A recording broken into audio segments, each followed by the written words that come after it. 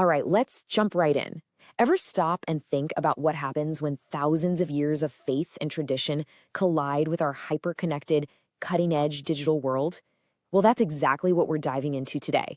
We're talking about digital religion, a space that is completely changing the game for how people connect with their beliefs, with each other, and with the divine itself. So, this really gets to the heart of it all, doesn't it? Can you really truly find something as deep and personal as faith online? I mean, can a virtual prayer sent from your keyboard ever feel as real or as meaningful as one spoken in a sacred physical place? That's the big question we're tackling. Okay, so before we go any further, let's make sure we're all on the same page. When we say digital religion, we're not just talking about a church having a website. No, it's way, way bigger than that. It's the whole ecosystem. It's how faith is actually lived, experienced, and even studied right here in our digital lives. To really get a grip on where we are today, we've got to take a quick look back. Because, even the words we use to talk about this stuff have changed right alongside the technology. And that evolution, it tells a fascinating story. Think about it. Back in the mid-90s, the cool term was cyber religion. Sounds a little retro now, right? That was all about just getting religious groups online for the first time. Then, in the 2000s, it shifted to virtual religion, focusing more on these unique digital worlds as their own spaces. But today, the term is digital religion. And that's because it's not a separate world anymore. It's completely woven into the fabric of our daily lives, all thanks to social media and Web 2.0. So, with all of this happening online, all these different apps, sites, and communities, how do we even begin to make sense of it all? It can feel a little chaotic. Well, luckily for us, researchers have come up with some really helpful tools, basically a map for navigating this new spiritual landscape. Now, this is a super important distinction, so listen up. First, you have religion online. The best way to think about this is like a digital brochure or a billboard. It's a one-way street for information.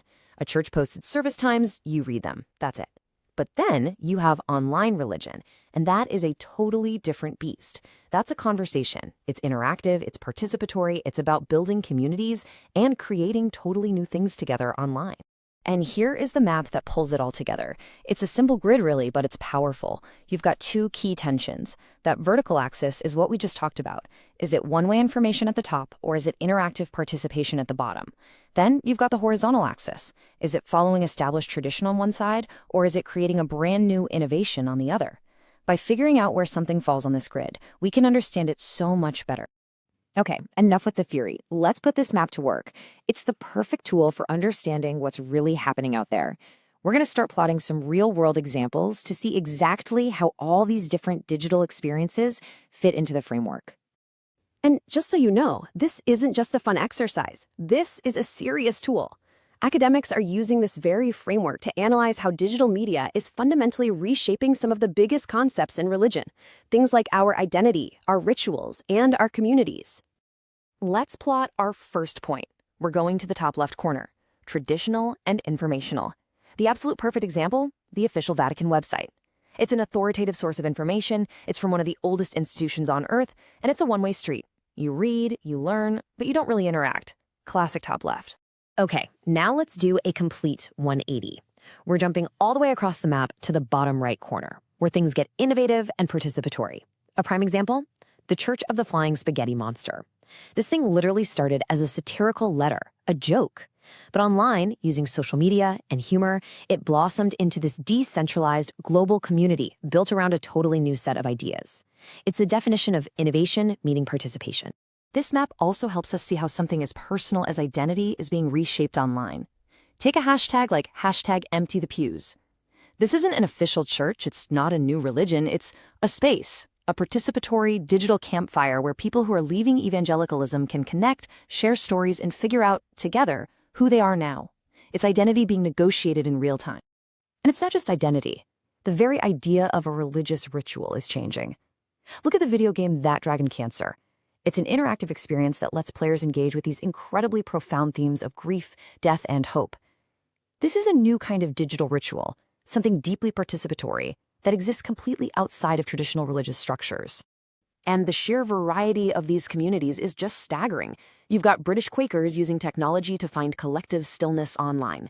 You have the Jewish Shabbat movement smartly using the web to create separate spaces for insiders and the public, and you have prayer apps like Muslim Pro creating entirely new tech-assisted habits for millions of people. The big takeaway here is that digital religion isn't just one thing. It's a huge, sprawling landscape where old traditions are adapting and brand new ones are being born. So, we've seen how complex and thriving the world of digital religion already is. But, this is just the beginning.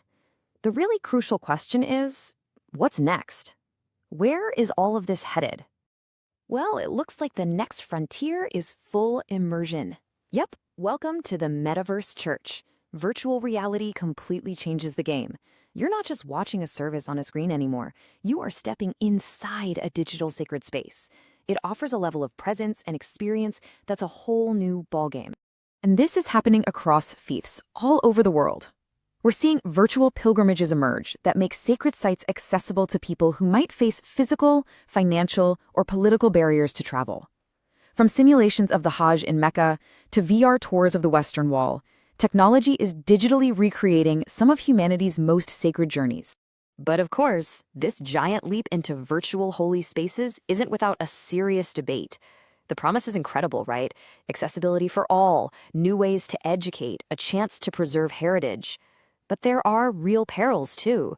Can a virtual experience ever be truly authentic? What are the risks when these spaces get commercialized? And what about digital exclusion? Could this just create a new divide for people who can't afford the tech? Which all brings us to this final, huge question to leave you with. As our digital and physical lives blend more and more, and as these virtual experiences get scarily realistic, what happens to the line between the sacred and the simulated? As that line starts to blur, it forces us to ask what a religious community or a sacred act even is anymore. Will that distinction one day disappear entirely? That is a question we will all be answering together in the years to come.